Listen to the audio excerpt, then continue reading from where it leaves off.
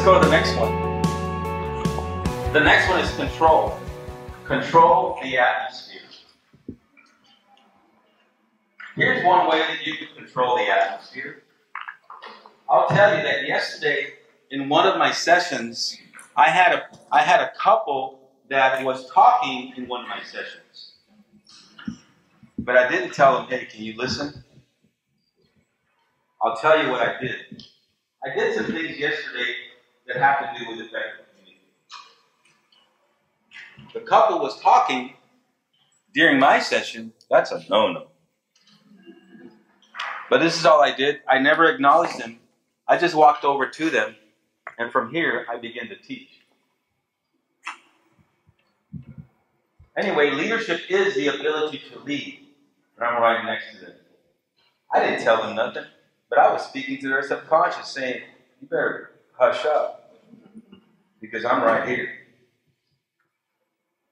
You'll never hear any of my facilitators say, be quiet, listen up, hey, pay attention.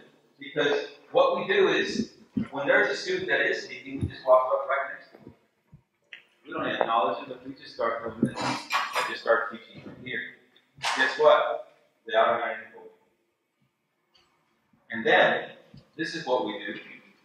We walk away from them. Because I'm in control of the atmosphere. I'm going to walk to the opposite side of the room. You know what it tells that student's subconscious? It tells them that that facilitator, that teacher, trusts you enough that they're walking away from you to the other side of the room because now they know that you'll be quiet. And you know what? We never once said, be quiet and listen up. But that person won't talk anymore. And if they're a little slow, you walk over there again. So I think that if leadership is the ability to lead, when you begin to lead yourself, I never acknowledge the person, I just let them know. That's controlling the atmosphere. What do you do when, there was a young student that I think Joe knows who this student was, Alex Rangel. He was a handful. But let me tell you something. He walked into my office when he was a 10th grader, and he sat down, and I had kicked him out like 2 months before. I said, you know what? Get out of my office. I don't even want to see you, man. You're wasting my time. Get out of here. But Mr. Lopez said, I don't want to see you. Close the door on the way out. And as he was leaving, I said, hey, you want to turn it around? Come back and see me when you're serious about it. He just looked at me, and he says, all right. And he left.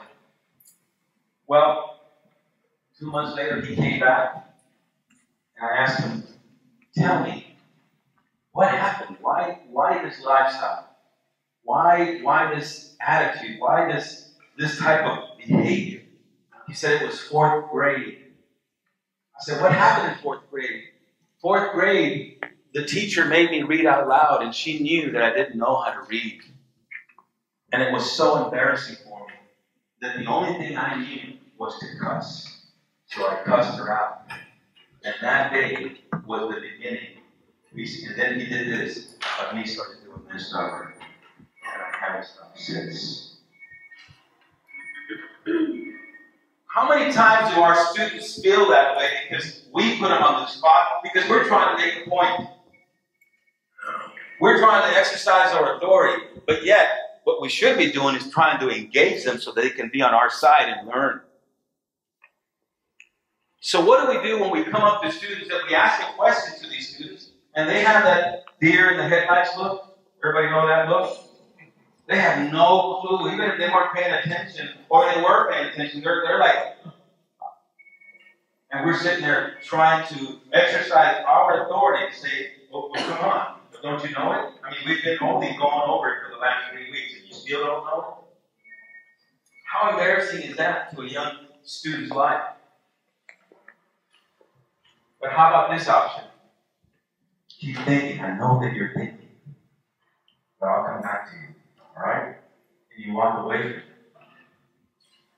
And you ask another student. That other student answers. You know what we found? We found that when we've done that, We don't embarrass them, but we encourage them to think, and they begin to think. And the next time we come, they'll have an answer. Even if it's not the right answer, even if it's just close, but they'll have an answer for us. So I encourage you, as you begin to control the atmosphere, we don't control it by intimidation, we control it by engaging them. How do we engage them? We have to build trust in our classrooms. How do we engage them? They have to know that if they answer wrong, they're not going to be embarrassed by us. We're not going to laugh at them. We're not going to make a joke about them and everybody else is going to laugh. They're going to know that we care enough to say, wow, that's a great answer. Thank you. Now let's go on to, what do you think about this answer? Now we're helping them grow. Now we're getting places. Now we're telling them, you know what? I really do care. I really want you to get this math right. And I really do care.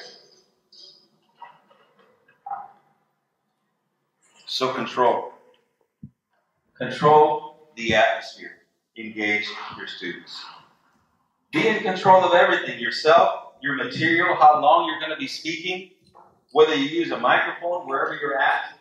Now here's the thing. When students ask you a question, I remember my freshman year, Arl Turner High School, there was a guy that his nickname was Fish. I never understood I never found out what his name was. Everybody just called him Fish. And he would always ask a question during the time that we would have to have a test. The teacher would come in and he said, Miss Smith, he said, yes, Fish. She even called him Fish. If I'm standing on the fence in my backyard and I fall to the side of my neighbor's lawn, could I sue them? And the teacher goes, well, that's an interesting question, Fish. Let me see. You're standing, and I'm going, what in the world? Where are you going to take a test today? And that little conversation would take 30 minutes, and the teacher would say, class, our time is really gone, but next Thursday prepare because we're going to do a test.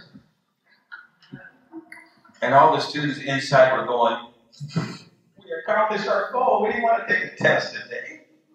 So we just had Fish ask the dumb question. What would happen right there is that the fact that we must control the atmosphere. How do you respond to Fish? Fish, that's a great question. Why don't we address it after class? And you go right back to your goal, to your objective for that day in your lesson plan. You address it. You tell them, thank you. Great question. Let's talk about that after class. I guarantee you, Fish ain't going to want to stick around for that. So, we must be in control. Control your topic.